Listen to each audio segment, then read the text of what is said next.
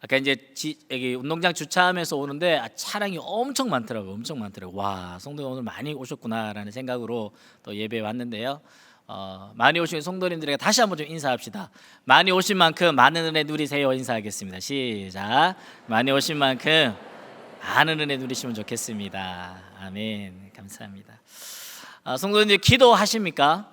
네, 기도하시죠. 기도하시니까 또 이 자리에 오신 줄로 믿는데요. 우리 죄로 타락한 우리의 인류에는 끊임없는 문제와 염려와 고민거리와 두려움들이 산적해 있습니다. 어느 성도님 이렇게 얘기하시더라고요. 목사님, 교회는 꿈 넘어 꿈인데 저는 산 넘어 산입니다. 그러더라고요. 산 넘어 산이다.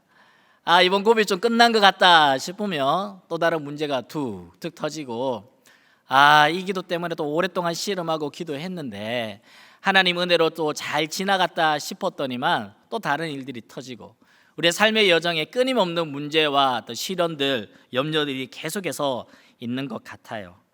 그러면 산 넘어 산 같은 우리 인생, 수많은 염려와 고난들, 두려움들 앞에서 우리 무엇 해야 되겠습니까? 무엇 해야 하겠습니까? 바로 정답은 기도죠. 기도해야 삽니다. 기도만이 정답입니다. 그런데 우리가 기도하냐라는 거죠. 금요 기도에 오시는 성도님들은 고난과 역경과 염려 앞에서 무릎 꿇어 기도하시는 성도님 줄 믿습니다. 하지만 많은 분들이 여전히 기도를 정답으로 찾지 못하고 다른 방법들을 찾는 것 같아요. 문제 앞에서, 두려움 앞에서, 고난 앞에서 기도하지 않으면 무엇 할까요? 기도하지 않으면 가장 먼저 하는 게 염려하겠죠. 염려합니다. 걱정합니다. 어떻게 하면 좋을까? 무엇이 좋은 방법일까? 발 동동동 구르면서 염려합니다. 마태복음 6장 27절에 보니까 너희 중에 누가 염려함으로 그 키를 한 자라도 더할 수 있겠느냐? 염려해서 키를 한 자라도 더할 수 있다면 제 키가 이 정도는 아니었을 것 같아요. 더 많은 키를 가지고 있었을 것 같은데요. 염려해서 키가 크는 게 아니더라는 거죠. 염려해서 문제가 해결되는 게 아니더라는 것입니다. 염려해서 키가 클 것 같으면 장진규 목사님 그분 믿음 없는 사람입니다. 박승규 목사님 그분 믿음 없습니다. 얼마나 염려를 많이 했기에 키가 그렇게 크겠냐고요. 그게 아니라는 거죠. 문제 앞에서 우리가 두려움, 염려들이 있을 때에 어떡하지, 나 어떻게 하면 좋아, 나 어떻게 하면 좋아, 나를 주어만 바꾸면 돼요. 하나님 어떻게 하면 좋죠? 하나님 어떻게 해야 할까요? 똑같은 염려라도 주어가 나에서 하나님께로만 바뀌어도 기도가 된다라는 사실을 모르기 때문에 우리는 끊임없이 그 염려를 답도 안 나오는 내가 끌어안고 살아가고 있는 것 같습니다. 문제 앞에서, 두려움 앞에서, 고난 앞에서 기도하지 않으면 두 번째 뭐 할까요? 인터넷 찾겠죠. 인터넷에 무슨 답 있을까 싶어서 구글링 합니다. 네이버에 지식인의 질문을 던집니다. 내공까지 걸어서 질문을 던집니다. 그러면 초등학생이 대답해 주겠죠. 우리는 그게 또 정답인 줄 알고 고마워요. 문제 앞에서 기도하지 않으면 또 뭐 할까요? 전화하겠죠. 누구 엄마 나 어떡해? 우리 순장님 나 어떡하면 좋아요? 집사님, 권사님 나 어쩜 좋아요? 그러면 위로받겠죠. 위안은 됩니다만 문제는 전혀 해결되지 않습니다. 문제 앞에서, 두려움 앞에서 기도하지 않으면 비슷한 문제 가진 사람들끼리 비슷한 상황에서 비슷한 염려 나누고 끼리끼리 그들 수준에서 답을 주고 그들 수준에서 위로받고 그들 수준에서 그냥 그렇게 문제가 묻혀져 갑니다. 그래서 각 지역마다 가장 많이 성행하고 있는 게 뭔지 아세요? 마음카페예요. 마음카페가 그렇게 성행해요. 왜 그렇습니까? 같은 지역에, 같은 또래에, 같은 비슷한 아줌마들끼리 모여서 비슷한 질문 던지고 비슷한 대답 얻으면서 그렇게 살아가는 거죠. 사춘기 청소년들이 그들의 문제에서 벗어나지 못하는 이유가 뭡니까? 또래 집단의 아이들끼리 비슷한 문제 가지고 비슷한 수준에서 비슷한 대답을 주고받으면서 그냥 마음의 위안만 얻고 있으니까 아무런 문제는 해결되지 않습니다. 우리의 수준이 좀 높아지려면 어떻게 할 수 있을까요? 기도하는 것입니다. 기도하면 하나님 힘 주시고 하나님 도와주시고 하나님 지혜 주십니다. 우리가 기도하면 우리의 수준이 낮다 할지라도 내가 기도하며 하나님의 수준까지 도달해 갈 수 있는 방법이 바로 기도인 줄 믿습니다. 그래서 시편 27편 7절 9절 말씀 이렇게 이야기하고 있습니다. 여호와여, 내가 소리내어 부르짖을 때에 들으시고 또한 나를 긍휼히 여기사 응답하소서. 주의 얼굴을 내게서 숨기지 마시고 주의 종을 노하여 버리지 마소서. 주는 나의 도움이 되셨나이다. 나의 구원의 하나님이시여, 나를 버리지 마시고 떠나지 마소서. 우리가 소리내어 부르짖어 기도하면 하나님께서 들으시고 우리를 긍휼히 여기시고 불쌍히 여기시고 응답해 주시고 도와주신다라고 말씀하고 있습니다. 아멘.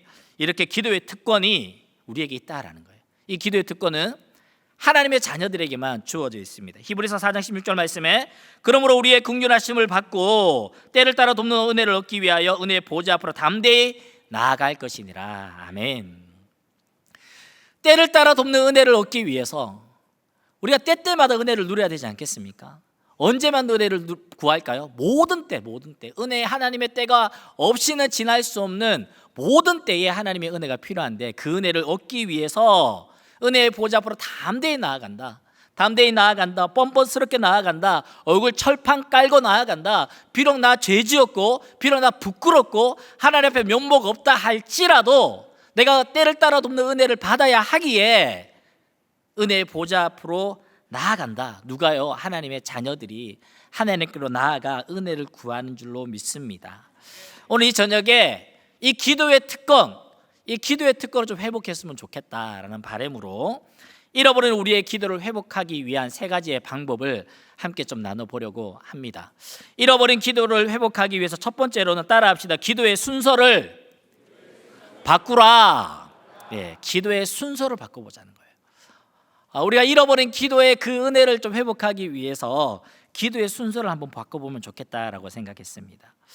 우리의 기도는 우리의 현실에서 시작되죠. 우리의 현실의 상황, 내 현실의 상황 속에 있는 문제들, 염려들, 걱정거리들, 숙제들로부터 우리의 기도는 시작됩니다. 우리 믿음이 있습니다만 믿음이 있다 할지라도 염려가 없는 것 아니고 걱정거리 없는 것 아닙니다. 신자들에게도 동일하게 수많은 문제와 염려와 고민거리들이 동일하게 있습니다. 그렇다면 믿음을 가진 우리는 이 현실의 두려움과 현실의 생활의 염려들 앞에서 어떻게 기도하면 좋을까? 우리 어떻게 기도하고 있죠? 시편 27편 1, 2, 3절에 보면 다윗의 기도가 등장하는데 다윗이 기도하는 그 기도의 순서가 좀 독특합니다. 그래서 다윗의 기도를 통해서 다윗이 갖고 있던 그 삶의 태도와 자세도 우리는 함께 배울 수 있다고 생각하는데요. 보통 우리는 기도 어떻게 시작하죠? 기도 시작할 때 내 문제, 내 염려, 내 숙제, 내 두려움들을 먼저 이야기하죠. 하나님, 나 이런 문제 있습니다. 하나님, 저 건강이 이번에 좀 이렇게 안 좋대요. 하나님, 이번에 이런 사업을 좀 준비하고 있는데요. 이 녀석이 이렇게 말을 안 듣습니다. 하나님, 당신이 능력 많으시잖아요. 당신은 빛이잖아요. 당신은 우리의 구원이잖아요. 당신 나의 생명의 능력 아니십니까? 그러니까 이거 좀 고쳐주세요. 그러니까 이거 좀 해결해 주세요 라는 게 우리의 기도의 패턴인 것 같습니다. 먼저 문제 이야기하고 그 다음에 하나님은 이 문제를 잘 도와줄 수 있으니까 이렇게 좀 해결해 주시면 좋겠습니다 라는 것이 일반적인 우리의 기도의 패턴인 것 같습니다. 그런데 다윗이 하는 기도는 좀 달라요. 다윗이 하는 기도는 순서가 좀 바뀌어 있습니다. 우리는 문제 먼저 이야기하고 그 다음에 하나님이 이렇게 능력 많으니까 해결해 주세요 라는 기도라면 다윗은 반대로 합니다. 하나님 이런 분이시죠? 그렇기 때문에 이 문제가 아무 문제 안 되는 줄 믿습니다. 이렇게 기도하는 거예요. 독특하지 않습니까? 여호와는 나의 빛이십니다. 여호와는 나의 구원이십니다. 여호와는 나의 생명의 능력 되십니다. 그렇기 때문에 난 두렵지 않습니다. 그렇기 때문에 나는 무섭지 않아요 하나님. 이라고 그렇게 기도하는 거예요. 자신의 신앙, 하나님의 성품을 먼저 선언하고 선포합니다. 시편 27편 1절 말씀입니다. 같이 한번 읽어볼까요? 시작. 여호와는 나의 빛이요 나의 구원이시니 내가 누구를 두려워하리요? 여호와는 내 생명의 능력이시니 내가 누구를 무서워하리요? 와, 자신에게 있는 문제를 이야기하면서 하나님 나 무서워요. 하나님 나 두려워요. 하나님 빛이고 구원이시니까 하나님 능력 많으시니까 나 좀 도와주세요 라는 게 우리의 기도였을 텐데 다윗은 반대로 이야기하고 있습니다. 하나님은 빛이십니다. 하나님 구원이십니다. 그러니까 나 두렵지 않아요. 하나님 생명의 능력이시니까 나 무섭지 않습니다 라고 반대로 기도하고 있는 거예요. 이게 다윗의 기도의 핵심입니다. 다윗은 먼저 하나님 바라봅니다. 다윗은 먼저 하나님 어떤 분인지 먼저 선언하고 있습니다. 내 문제를 먼저 보는 게 아니라, 내 문제를 크게 보는 것이 아니라 이 문제보다 크신 하나님을 먼저 바라보면서, 와, 하나님 이런 분이시죠. 하나님을 먼저 선언하니까 내가 갖고 있는 염려들, 고민거리들, 고난들, 숙제들이 어떻게 보일까요? 조그맣게 보이는 거예요. 요 녀석이만 볼 때는 엄청 큰 줄 알았는데 그보다 더 크신 광대하신 하나님 먼저 바라보고 그 하나님을 선언하고 선포하니까 요거 왜소해 보이는 거예요. 시편, 우리가 사랑하는 23편도 마찬가지의 구조를 가지고 있습니다. 시편 23편 1, 2, 3절에 보니까 여호와는 나의 목자시니 내게 부족함이 없습니다. 그가 나를 푸른 풀밭에 놓이시며 쉴만한 물가로 인도하십니다. 내 영으로 소생시키시고 자기 이름을 위하여 의의 길로 인도하십니다. 뭐라고 이야기하죠? 하나님 선한 목자십니다. 당신은 나를 푸른 풀밭, 맑은 물가로 인도하시고 나를 지키시고 나를 보호해 주시는 분입니다 라고 먼저 선언하는 거예요. 먼저 선언하니까 뒤에 나오는 사망의 음침한 골짜기, 원수들도 전혀 두렵지 않은 거죠. 4, 5, 6절 읽어볼게요. 내가 사망의 음침한 골짜기로 다닐지라도 해를 두려워하지 않을 것은 주께서 나와 함께 하심이라. 주의 지팡이와 막대기가 나를 안위하시나이다. 주께서 내 원수의 목전에서 내게 상을 차려주시고 기름을 내 머리에 부으셨으니 내 잔이 넘치나이다. 내 평생의 선하심과 인자하심이 반드시 나를 따르리니 내가 여호와의 집에 영원히 살리로다. 아멘. 다윗의 기도의 패턴들이 이렇게 좀 등장하는 것 같습니다. 아마 다윗은 이게 버릇인 것 같아요. 다윗은 어떤 문제 앞에서, 염려거리 앞에서 그가 가지게 되는 어떤 습관, 어떤 염려와 기도 제목 앞에서 그가 가지게 되는 어떤 기도의 패턴이 이렇게 잡혀진 것 같습니다. 부럽지 않습니까? 저는 부러웠습니다. 설교 준비하는데 부러웠습니다. 내 앞에 수많은 문제들을 보면 나 문제가 커 보여요. 이거 어떡하지? 이거 어떡하지? 이거 어떻게 해결할 수 있을까를 먼저 생각하는 게 저의 기본적인 습관인데 다윗은 그렇지 않더라는 거예요. 많이 부러웠습니다. 다윗의 이 기도의 순서를 오늘 이 밤에 우리가 좀 배웠으면 좋겠습니다. 우리가 좀 따라했으면 좋겠고요. 기도의 순서만 바꿔도요, 똑같은 기도인데 염려거리 보고 하나님 기도하는 것이 아니라 하나님 먼저 선언하고 고백하고 문제를 바라보는 그 순서만 바꿨을 뿐인데 우리의 삶에 더욱더 강력해지는 것들을 보게 됩니다. 여호와는 나의 빛이십니다. 나의 구원이십니다. 나의 생명의 능력이 되신다고 선포하고 나니까 다윗 주변에 여전히 있는 그 삶의 현실의 문제들 있지 않습니까? 그리고 현실들을 이제 바라보는 거예요. 하나님을 선언하고 선포하고 다윗이 문제들을 바라보니까 내 주변에 악인들이 있는 거예요. 대적들이 있는 거예요. 원수들이 있는 거예요. 악인, 대적, 원수들 삼중고에 시달리고 있는데 얘네들이 어떤 존재냐니까 다윗의 살을 뜯어먹으려고, 다윗의 살을 뜯어먹으려고 하는 그 무섭고 공포스러운 존재들이 내 주변에 있었다라는 겁니다. 27편 2절 말씀입니다. 같이 한번 읽어볼까요? 시작. 악인들이 내 살을 먹으려고 내게로 왔으나 나의 대적들, 나의 원수들인 그들은 실족하여 넘어졌도다. 원래 같으면 어떻게 얘기할까요? 하나님, 내 살을 뜯어먹으려는 악인들이 있습니다. 대적들이 있습니다. 원수들이 우글우글거립니다. 그래서 나 두려워요. 그래서 나 너무 무서워요. 하나님 나 좀 도와주세요라고 기도하는 게 우리의 기도의 패턴이라며, 다윗은 그렇지 않다라는 거예요. 하나님의 위대하심과 광대하심을 먼저 선언하고 나니까 그 다음에 내 삶의 주변에 있는 악인들, 원수들, 대적들, 내 살을 뜯어먹으려고 하는 그 공포스러운 존재들이 있다 할지라도 다윗은 자신의 신념으로 이 문제를 푸는 것이 아니라 하나님께 나아가 신앙으로 풀어내고, 빛 대신 하나님으로 풀어내고, 구원 대신 하나님, 생명의 능력 대신 하나님 앞에서 이것을 풀어내고 있다라는 겁니다. 그렇게 자신의 현실적인 문제와 염려와 두려움을 보니 여전히 문제들이 있지만 하나님을 먼저 선언하고 난 다음에 그들을 바라보니까 이게 전혀 문제거리가 안 됐던 거죠. 결국 어떻게 됐죠? 그들은 실족하여 넘어졌도다. 실족하여 넘어졌다. 내 살을 먹으려고 다가왔지만 나보다 더 크신 강대하신 하나님을 선언하니까 그들이 실족하여 넘어지는 그 승리를 경험하게 되었다라는 겁니다.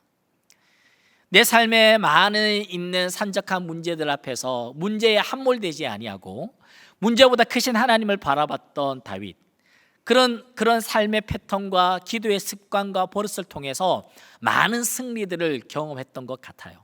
그러니까 그 승리들이 내 삶의 자산이 되고 내게 능력이 되고 간증이 되어져서 그는 많이 경험한 그 승리의 경험들로 말미암아 현실뿐만 아니라 미래에 대해서도 선언하면서 나아갑니다. 이런 경험들이 있으니까 내일에 대한 염려도 없어지는 거죠.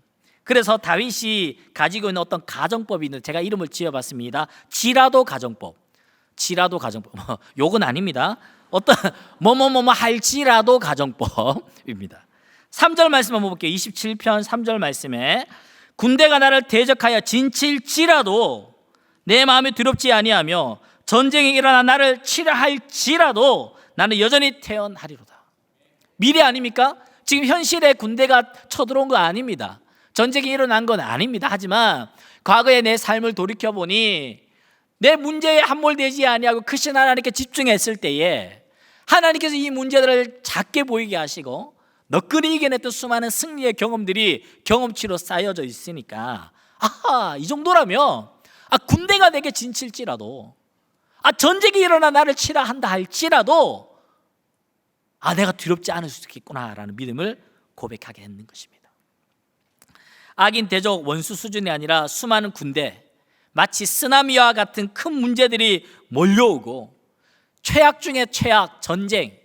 우리 세대들은 전쟁을 경험한 세대는 아니지만 뉴스를 통해서 우크라이나 러시아 전쟁, 또 이스라엘 팔레스타인 전쟁을 우리가 뉴스로 많이 접하지 않습니까? 하루아침에 집이 풍지박산이 납니다. 하루아침에 아이들이 안전하게 보호받고 교육받아야 될 학교가 폭발하고요, 병원이 폭발하고요, 사랑하는 가족들을 그냥 하루아침에 잃어버리게 되는 아주 비참한 것들이 인생에서 가장 겪지 말아야 할 가장 처참한 상황이 전쟁인 것 같아요.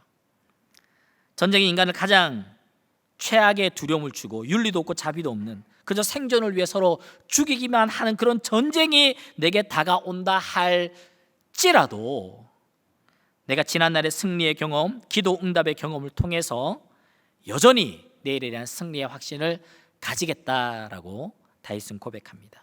그래서 이렇게 이야기 27편 3절 말씀의 마지막에 여전히 나는 태어나리로다. 태어나리로다. 샬롬입니다. 샬롬. 군대가 나를 진치고 전쟁과 같은 쓰나미가 내게 달려온다 할지라도 나는 샬롬할 것이다. 나는 샬롬할 수 있다라고 다윗은 고백합니다. 여호와가 나의 빛이요 여호와가 나의 구원이시요 나의 생명의 능력이 되시니, 내가 문제를 바라보지 아니하고 하나님 먼저 바라볼 때 현실의 문제와 염려는 너무나 왜소하게 보이고 그리하여 하나님이 주시는 평강을 나는 누리겠노라 라고 고백하듯이 우리 삶에서 다윗의 이 기도를 배워 기도의 순서를 바꾸어서 하나님 나 이런 문제 있습니다, 하나님 크시지요, 나 도와주세요가 아니라 하나님 크십니다, 그러나 이 문제를 보니 왜소하게 보이는 그런 경험들, 우리 삶에서 일어나는 수많은 크고 작은 갈등과 문제들이 있습니다. 도저히 이해 안 되는 어떤 문제들이 있죠. 좀 지나긴 했지만 만약에 코로나를 생각해 봅시다. 코로나 하나님 선하신 분이시라 했잖아. 하나님 좋은 분 아니야? 코로나도 하나님 만든 거 맞아? 이게 하나님 이 코로나로 해서 그냥 왜 많은 사람들이 이렇게 힘들게 하시지라는 의문들을 우리가 가졌잖아요. 그럴 때 우리의 자세가 뭐냐면 기본적으로 장착되어야 되는 것이 다윗과 같이 문제를 바라보면서 하나님께 이야기하는 것이 아니라 하나님을 먼저 인식하는 거예요. 하나님은 선하신 분, 하나님 우리를 사랑하시는 분, 여기에 대해서 선언과 믿음이 먼저 고백되어진다면, 선하시고 좋으시고 우리를 사랑하시는 그 하나님이 먼저 전제된다면, 그 하나님이 허락하신 코로나라면 거기서 나는 어떻게 해야 될까로 귀결이 되는 것이죠. 내 삶에 크고 작은 문제들이 있지 않습니까? 내가 원치 않는 어떤 질병, 어떤 경제적인 어려움, 관계적인 어려움들을 겪게 될 거예요. 그 문제 때문에 너무 힘겹습니다. 하지만 먼저 선지해야 될 게 무엇이죠? 하나님은 선하시고 하나님 존귀하시고 하나님 우리를 사랑하시며 하나님이 우리에게서 가장 좋은 거 주신다라는 그 전제를 먼저 생각한다면 그 이후에 내 삶에 일어나는 크고 작은 문제들을 바라볼 때 우리의 시각이 달라질 수 있을 것이라 생각이 됩니다.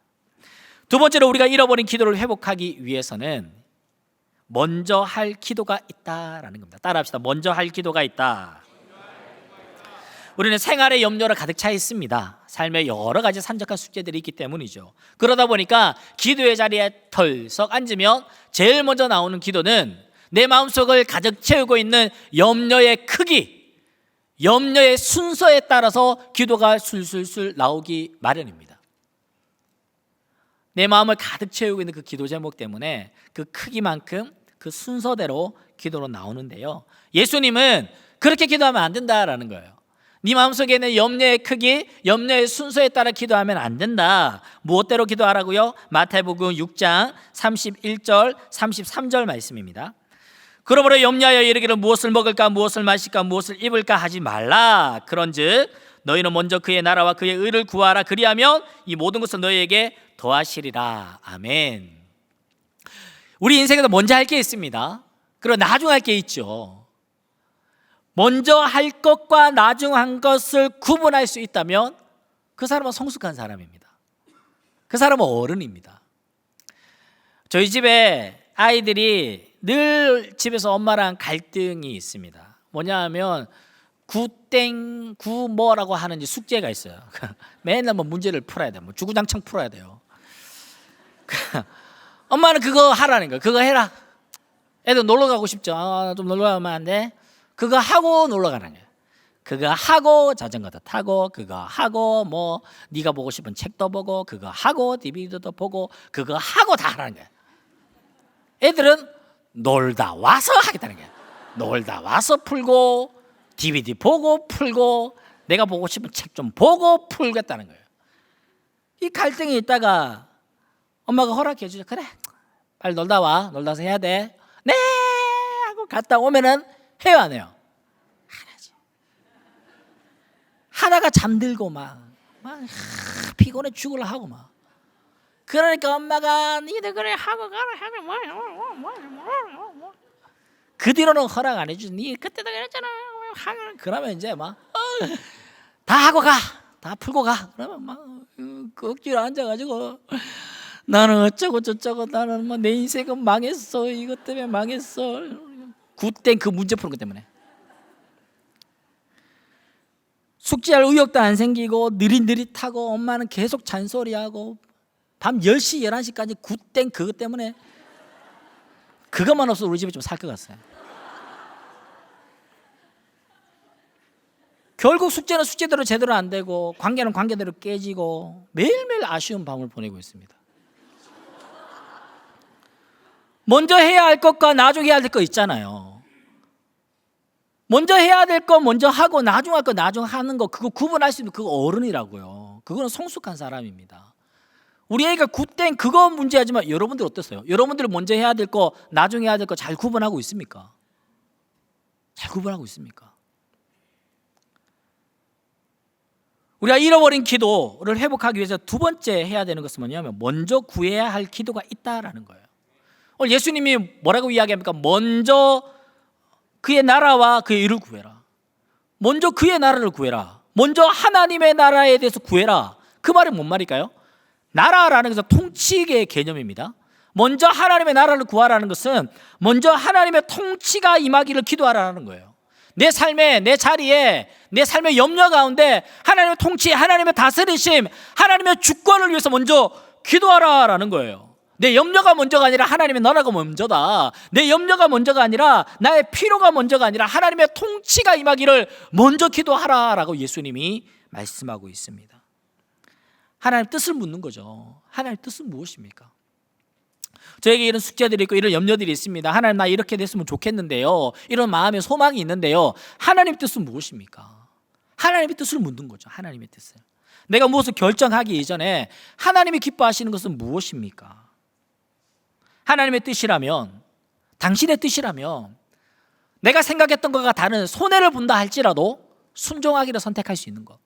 하나님의 뜻이라면 이거 엄청난 유익이 있는데 이거 이렇게 하면 엄청난 내게 도움이 될 것 같은데 라고 생각하더라도 하나님의 뜻이라면 기꺼이 포기할 수 있는 용기와 순종, 지금 그거 이야기하는 것 아닐까요?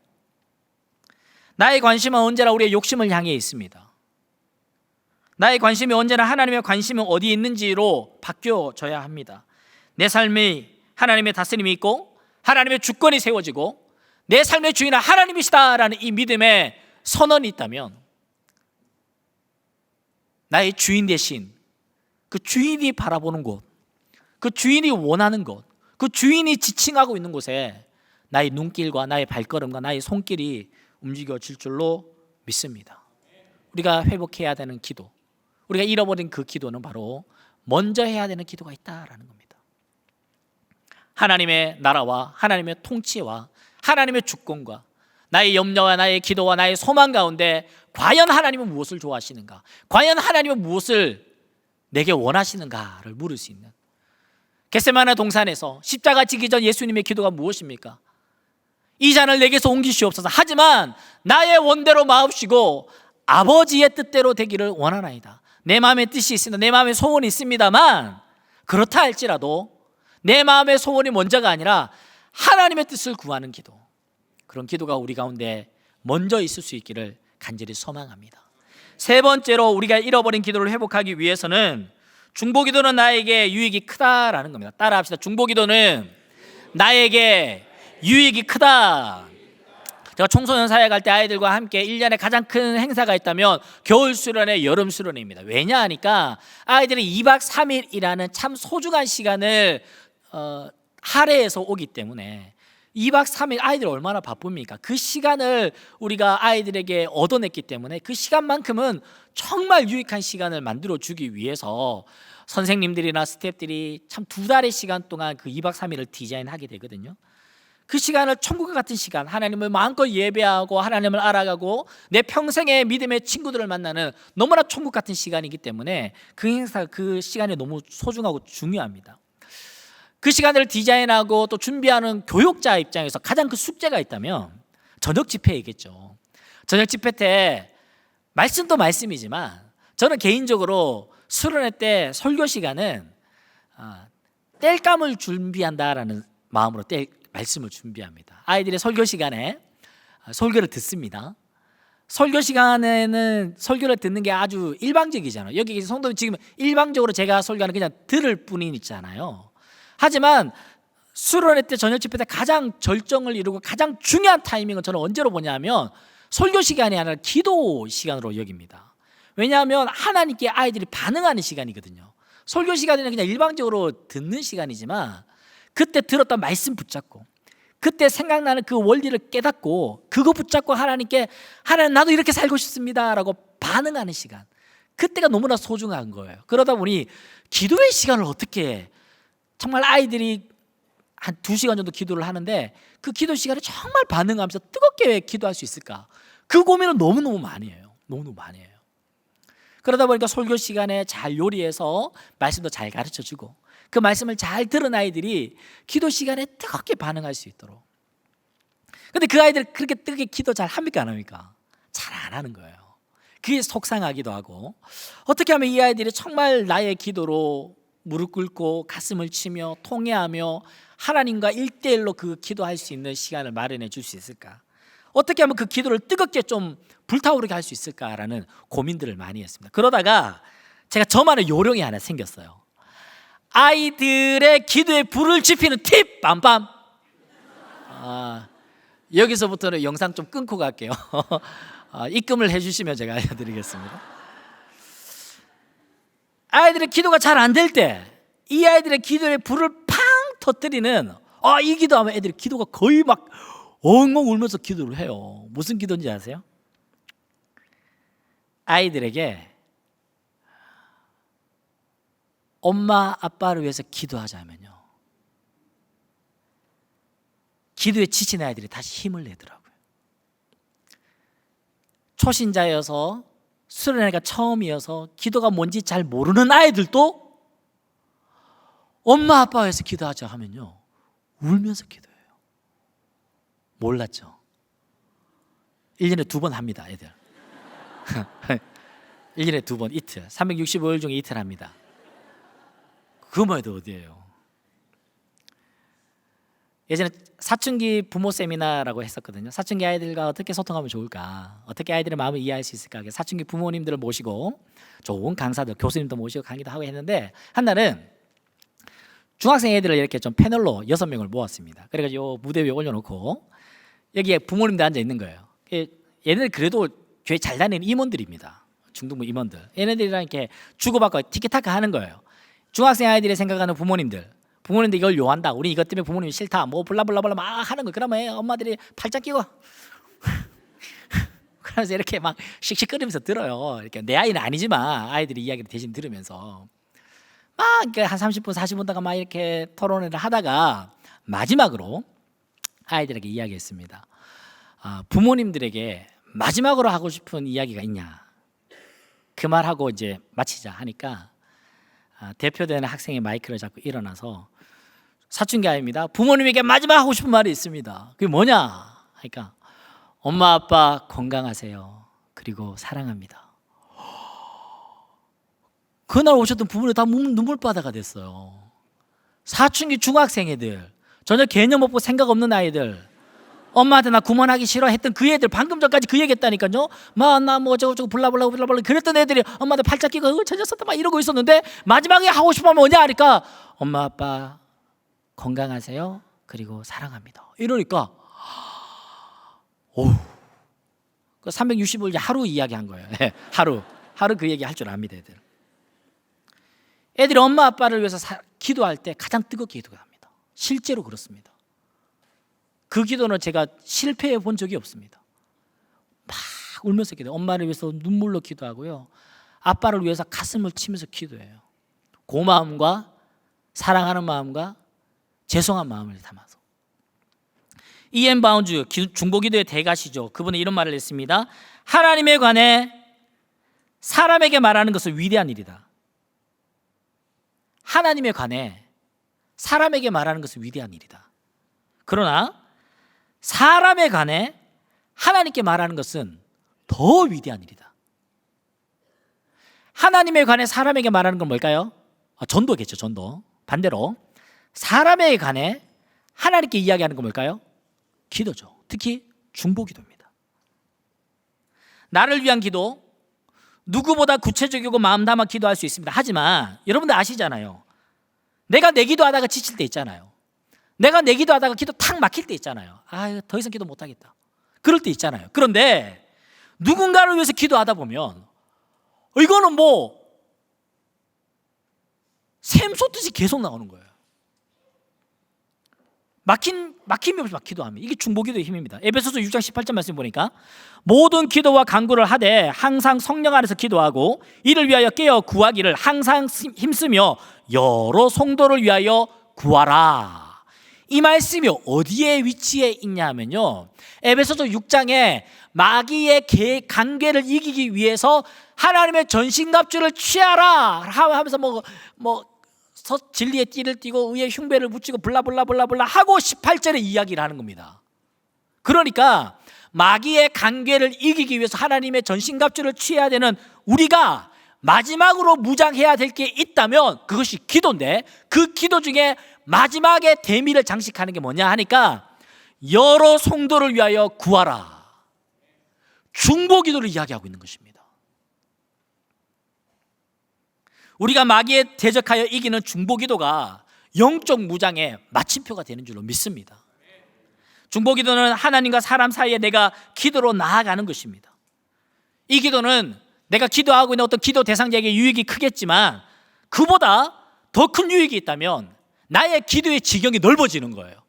나의 기도의 지경이 깊어지는 거예요. 나의 기도의 분량이 많아진다라는 겁니다. 내가 기도를 할 때 A라는 성도를 위해서 기도합니다. 기도하다 보면 이 성도를 위해서 기도하다가 이 기도가 맞춰질 때 되면 희한하게 다른 성도가 또 생각이 납니다. 그 성도를 위해서 또 기도합니다. 그러다 이 성도를 위해서 기도가 어느 정도 맞춰진다 싶으면 또 다른 성도가 기억이 납니다. 마치 고구마가 할 때 고구마 한 주개 끓였더니만 줄줄줄줄줄 따라 나오는 것처럼 이놈의 기도는 마칠 수가 없어요. 계속 기도가 올라오는 거예요. 그러니까 기도의 분량이 풍성해지고 이 중보기도는 나의 영적 생활에 큰 유익이 되는 줄로 믿습니다. 아멘, 아멘. 우리가 잃어버린 기도를 회복하기 위한 세 번째는 중보기도예요. 중보기도. 말씀을 맺습니다. 우리는 다음 주에 아주 특별한 한 주간을 보낼 것입니다. 특별 새벽 부흥회입니다. 새벽 기도는 매일같이 있지만 왜 다음 주는 특별 새벽 기도라는 특별히 붙을까요?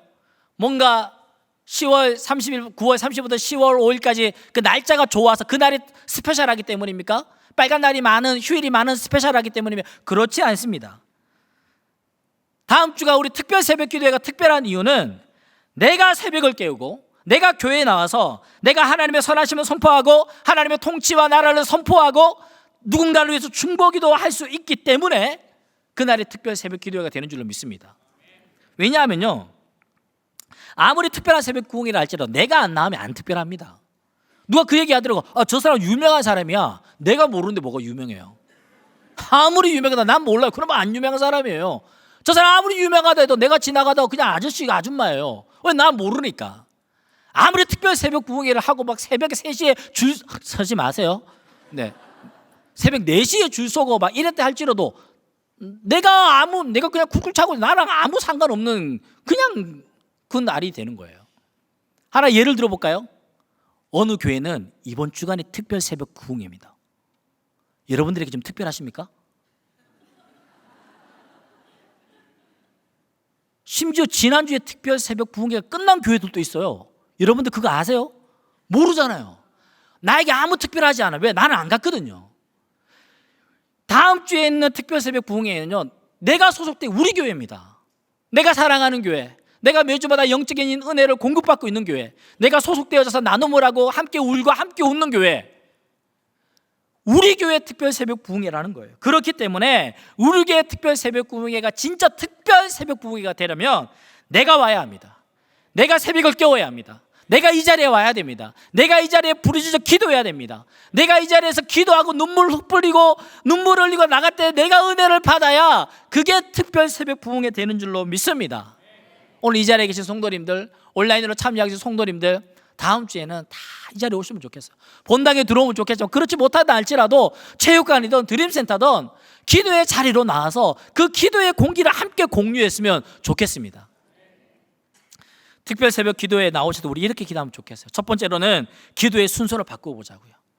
기도하라는데 우리 기도 순서 바꿔서 한번 기도해 봅시다. 우리의 기도에 수많은 염려와 고난과 고민거리를 먼저 이야기하는 것이 아니라 내가 알고 있는 크고 놀라우신 그 하나님을 먼저 선언해 봅시다. 내가 알고 있는 그 하나님을 크고 놀라우시면 선포해 봅시다. 그러면 내 안에 있는 수많은 염려거리들은 왜소하게 보일 거예요. 까짓것 이거 뭐. 두 번째로는 먼저 할 기도가 있습니다. 하나님 나라와 의를 먼저 구합시다. 나에게 내 삶에 하나님의 통치와 다스리심이 임하도록 기도하는 거예요. 하나님의 주권을 위해서 기도하는 거예요. 내가 하나님이 주인 되심을 고백하는 거예요. 하나님의 뜻이라면 손해보더라도 순종하고 하나님의 뜻이라면 어떤 유익이 있더라도 포기할 수 있는 그 믿음, 그것이 바로 하나님의 나라가 임하는 기도인 줄 믿습니다. 마지막으로 누군가를 위해서 기도합시다. 나의 기도로 지치고 내 기도가 막힐 때, 하지만 누군가를 위해서 기도하면 마치 마르지 않는 샘처럼 기도가 터져나올 것입니다. 나의 기도의 지경이 넓어질 것이고 나의 기도의 깊이가 더욱더 깊어질 것입니다. 내가 누군가를 위해서 기도하지만 내 기도를 듣고 계시는 하나님께서 나에게도 넘치는 은혜로 채워주실 줄 믿습니다. 오늘 우리가 읽었던 본문 말씀입니다. 시편 55편 16절 17절 말씀 같이 한번 읽어볼까요? 시작. 나는 하나님께 부르짖으리니 여호와께서 나를 구원하시리로다. 저녁과 아침과 정오에 내가 근심하여 탄식하리니 여호와께서 내 소리를 들으시리로다. 아멘. 아침과 정오와 저녁에 우리가 탄식하는 마음으로 하나님께 기도할 때에 하나님 들으시고 하나님 놀라운 구원의 은혜를 베푸실 줄 믿습니다.